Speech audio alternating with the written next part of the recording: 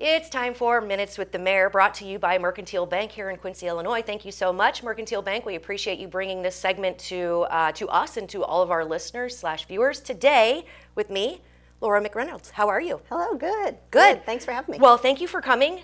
So you are the alderman, alderperson, alderwoman. What do you prefer? Actually, I'm good with alderman. Alderman. It just seems to be the easiest. Yes, it's the well-known title, I think, but you are the alderman for the 5th Ward in Quincy. Yes. Well, I'm really excited to sit down and speak with you, not only because I am a 5th Ward resident, constituent. I'm very impressed with your win.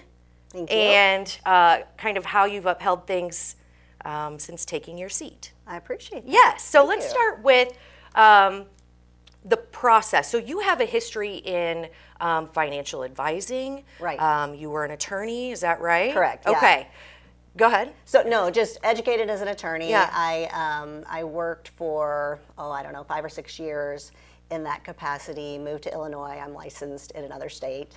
So moved to Illinois, and by the time we made it to Illinois, I had 2 little kiddos. Okay. So that's actually part of, I think, the why story. Why did I do this? Okay. So my husband and I were in, I think I was 29, 30, and Ralph was in his 30s. And we moved here with 2 little kids. We had great jobs where we lived, kind of traveled consulting across the country, but we wanted to be near family. Yeah. And I think Quincy's a great place to raise kids. Yes, it is, absolutely. So I think that's a lot of people's stories. They either come back for their kids or they come back for their parents, or a little combination of both. And that's sort of why I ran, because now I'm an empty nester. Okay. So in the meanwhile, as you said, I've been a financial advisor for many, many years, and the kids are out of school now and they're off on their own. And I suppose when this opportunity came up, it's just one of those things that kind of hits you and you go, oh, maybe I'll do that. Maybe I will, yeah. As a political science major way back when, I could tell a couple of different details as to why that was in the back of my head, that I wanted to do something. Sure. But I think it's just always sort of been there. But anyway, thinking about, well, why would I do this now? Because I want my kids to come back. Sure. I mean, maybe my kids won't, but maybe your kids will. Right. And if we can't make Quincy a better place for the next generation, we're not doing our jobs. And so I wanted to get involved. Love it. So what is something, so when did you move back? When did you say? In 2002. Okay, so you've been back quite some time. Yeah. I'm sure you've had, some sticking points where you were like, oh, I would like to be able to weigh in on that, as kind of more of the why story about getting, encircled in this vortex of city council. The why I love. Mm-hmm. I guess the what is what I'm now interested in. Okay. So what has been your experience since deciding to run? What has been your experience? So running, I will say, and you may or may not know this, but I ran, I think obviously before you, but I don't know how many years. And the running process in and of itself was it was a lot. It's interesting, yes, right? It is. So I went out and I got my form signed to even be put on the petition. And at that point, I knew I wanted to do it, but I wasn't like super excited. I was like, oh, I just want to make a difference. I want to do something. Sure. And it's just sort of, I don't know, my evolution with the next thing. And out doing that, I actually did get excited. Yeah. My neighbors, I just went in Wilmar. My neighbors were all so enthusiastic and happy that I was, putting myself out there. Sure. And, good luck. And just, they'd ask me why, and then I'd talk more about my why. And then the more you talk about it, the more excited you get. Right. And then after that, of course, campaigning, I knocked on 1,000 doors. So I was given some advice to not go out with a big team of people to Sure. knock, because that person said, if you're across the street and the person can say, oh, she's right over there, do you want to talk to her? That's a whole lot better than having a big team. Yeah. And I ended up not even doing that. I had a driver, and I just walked up to every single door and, That's awesome. and knocked. So again, super exciting to talk to people, and some people didn't have the time of day, and other people's would engage you, and it was great to chat with them and find out what their issues were. Absolutely. And I think that's normal. You have people who are very engaged, and you have people who are kind of aloof, and then you have people who just don't want anything to do with it. Right. Right? Right. Which I'm sure you've experienced that more All and of more. Okay, so when you were knocking and you had, your story, your, kind of your bullet points, right? Talking points, your agenda. I know the roundabout was really big at that time. So that's actually what pushed me into it. Okay. Was the roundabout. Okay. And the roundabout is going to come back. Maybe not the roundabout, but the intersection is going to come back. I don't think that thing's ever going to die. Right. Which is good for Quincy, but it's what was fascinating to me was, so when I went back and I was reading the WIG and I just did a search for that intersection, I mean, that topic has come up for years. It's been a long I don't remember now. Project, at the time I was campaigning, I could have told you exactly when they first started, and I could have told you the exact dollars that were at stake and how much those dollars grew over time because we didn't take care of it then. And I feel like there are things that have to be done, and we know they have to be done, and the money is a big deal. But kicking the can down the road doesn't necessarily solve the financial problem. Right. So I am fiscally conservative. I don't want to overspend, but that's just an example of an issue that is going to keep coming back and keep coming back. And what I've discovered that I never saw in the papers, it impacts our neighborhoods. So having that intersection there and all of that backup causes more traffic to use the neighborhoods as cut-throughs. Right. And those Which neighborhoods we've seen that come up. be cut-throughs. Right. Okay. And it's gotten worse because of the construction, but I don't see it getting better.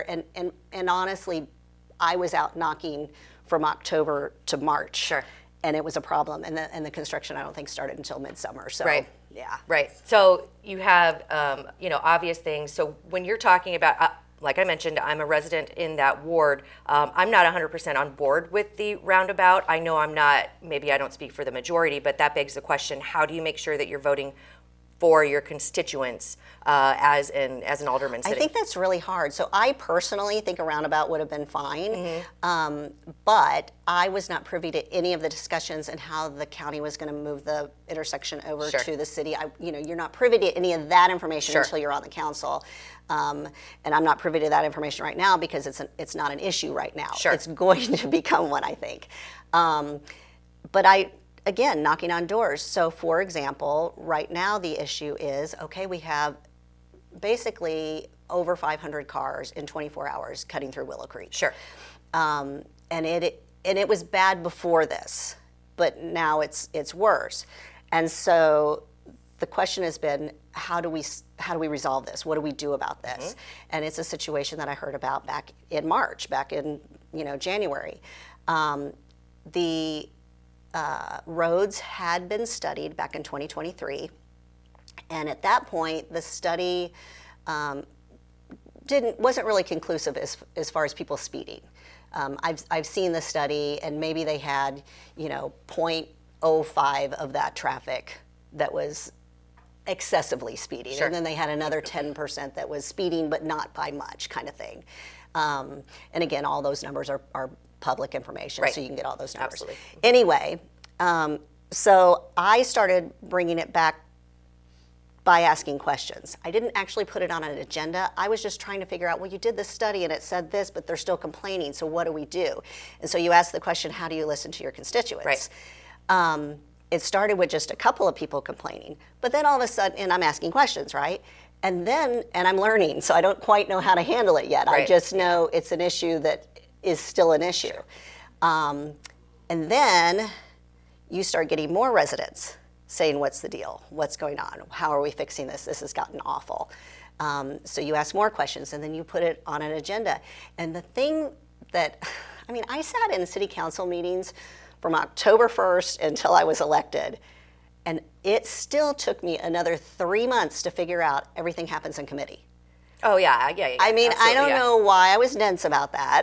I consider myself a pretty smart cookie. But that's where things happen, is at the committee level. So we finally got it back to Traffic Commission. We did another study.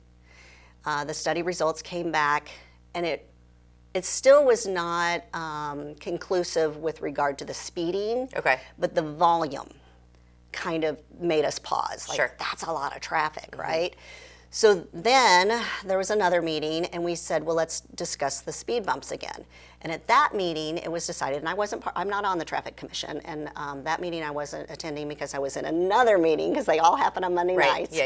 But that meeting, they decided, let's define some parameters for speed bumps. When do we want to use them? When do we not? What's the actual, guidelines for this, so that we're just not plunking them down in different neighborhoods willy-nilly. So there is one speed bump already in town, and I need to be clear, it's not a speed bump, it's a speed hump. It's a hump. It's a hump, and the difference is does matter because it's in the ordinance. Yes. So that particular one, the guideline that was used was traffic that was diverting a school zone. Okay. And so they said, well, because all this traffic's coming through the school zone, we've got to slow it down over here, because that's not going to go away, right? Right. They're going to keep trying to avoid the school zone. So that was the decision they made on that. So that is going to be one of the criteria. Okay. Maybe something like that. I don't know yet. I haven't seen the criteria. We gave the engineering department, the committee gave the engineering department 60 days to come up with these parameters. In the meantime, at about day, 30, I guess because it was the next month's meeting, at that point, we had another constituent come and talk, and she had talked at the first meeting as well. At the first meeting, I think we had 5 or 6 constituents. Then she came back, and this has been a process. So she's all around the same location? And she's frustrated because it's taking forever in her mind, and I don't blame her. That's what I would think too. But every single meeting, this has been discussed, right? And so now we're going to wait on parameters. And so at this last meeting, and it was actually funny because I saw a letter in Muddy River the following morning. Yeah. But at the meeting the night before, we had decided to use temporary speed bumps. Okay. Do a study, again, because this is study number 3 now. Right. Then put the bumps in, the temporary ones. Then do a study when they're in, and see if this really does make a big difference for the speeding traffic. Right. Because we're not, I don't think, going to cure the volume. Diversion. Yeah, I think because that's the only real, detour once you see that there's construction. Right. So you have to take that. And I'm afraid that turn. even when the construction is done, because I was told before the construction it was a problem because people were trying to avoid the backup at the 4-way stop. Oh. So we'll see. Yeah. Okay. So my take, just hot take, real quick. Taking that detour is not. It's no quicker. Okay. I don't care if you have to wait. It is so convoluted. So I wanted to get that out there. I talked about it on Coffee Talk. I completely agree. It takes much longer to get back there and get through. So there's that. The second question that we brought up was, is it a city street?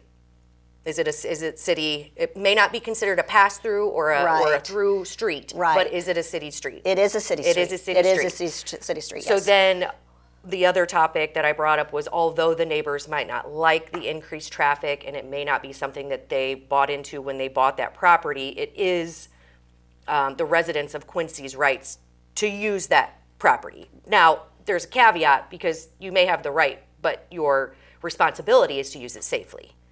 Right? Absolutely. So, and that's the biggest complaint.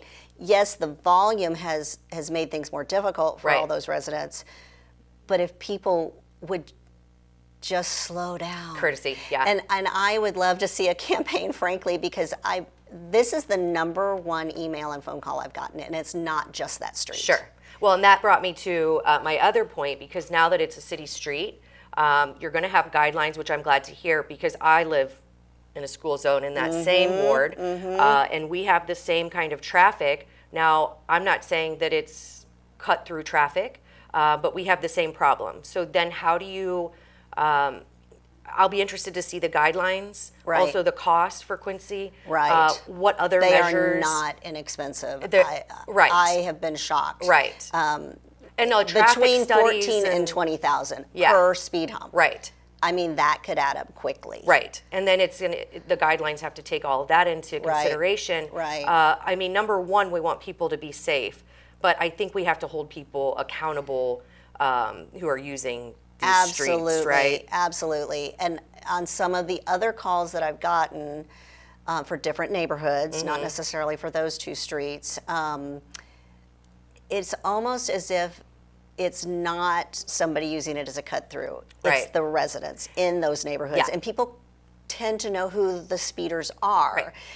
And I'm not calling out kiddos, but that's been my prime example, is like younger folks, in a hurry. And I mean, I have a lead foot. I have to watch it. I drive kind of fast, but not necessarily through neighborhoods. But not through neighborhoods. That's exactly what I was going to say. That scares me. And especially, I mean, these kids are out there in neighborhoods that don't have sidewalks, and so they're learning to ride their bikes on those streets.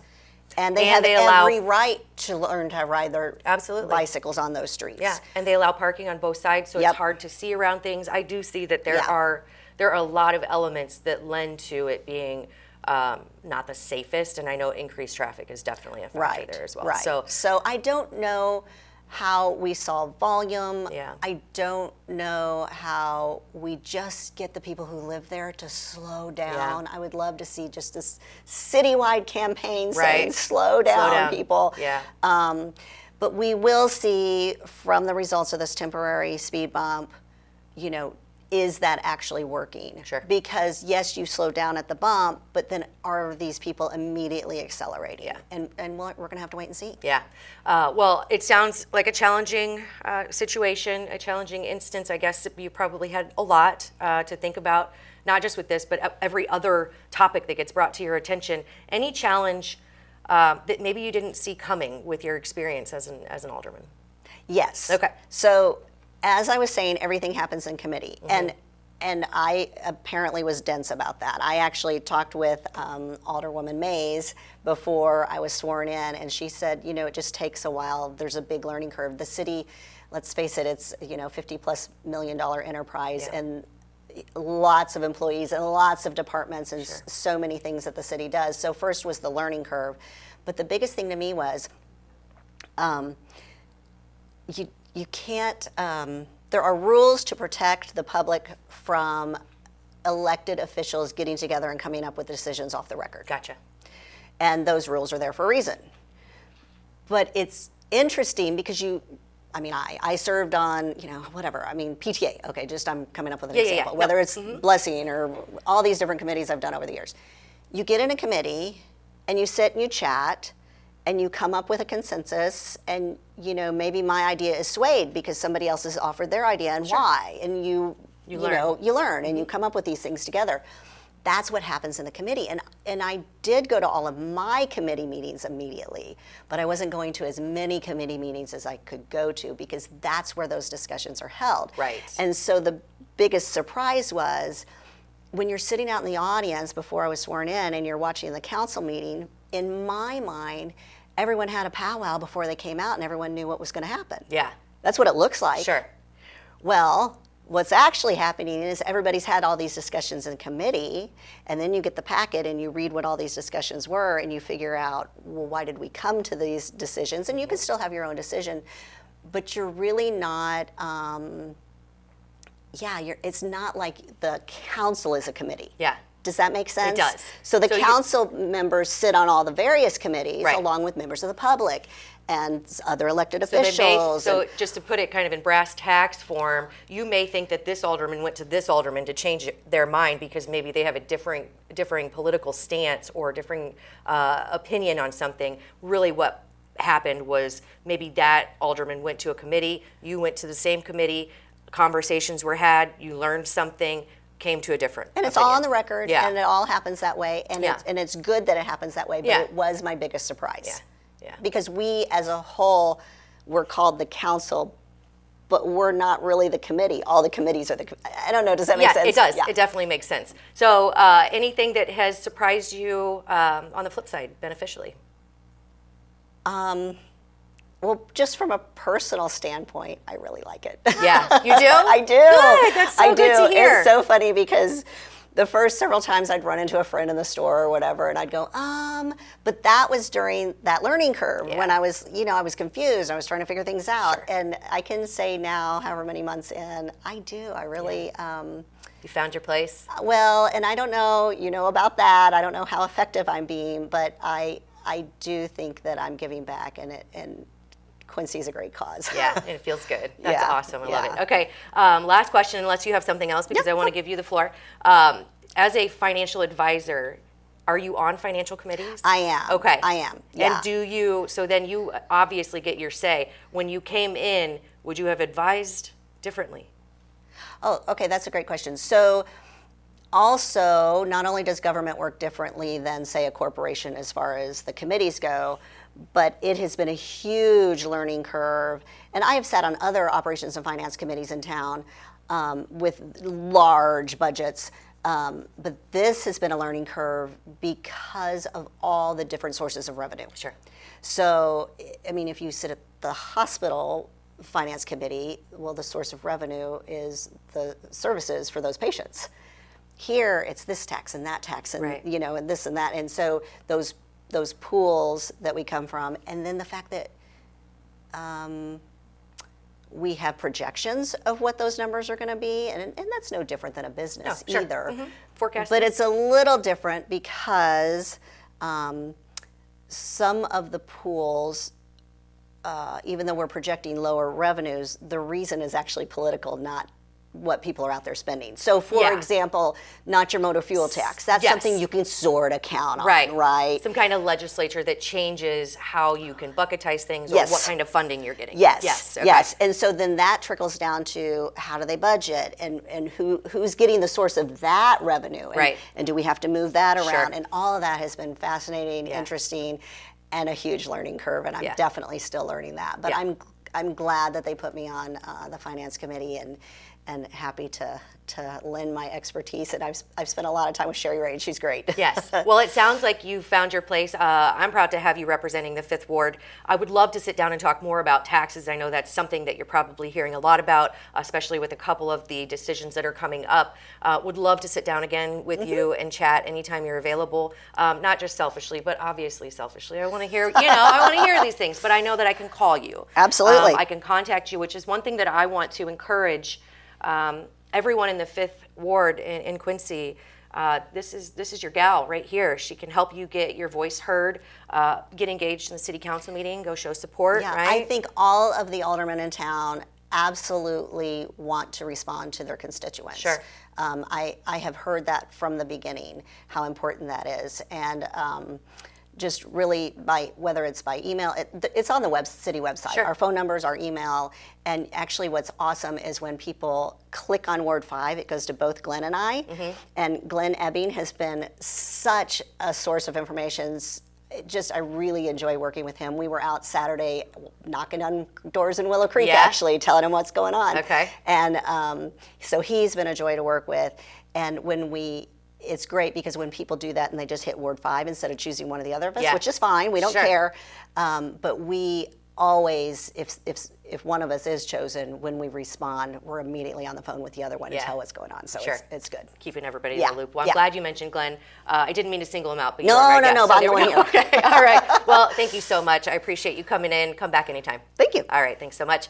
Laura McReynolds, Ward 5, Alderman for Quincy, Illinois. Thank you so much, Mercantile Bank, for bringing you this Minutes with the Mayor. We appreciate you, and we appreciate you. All right. Have a good day. You too.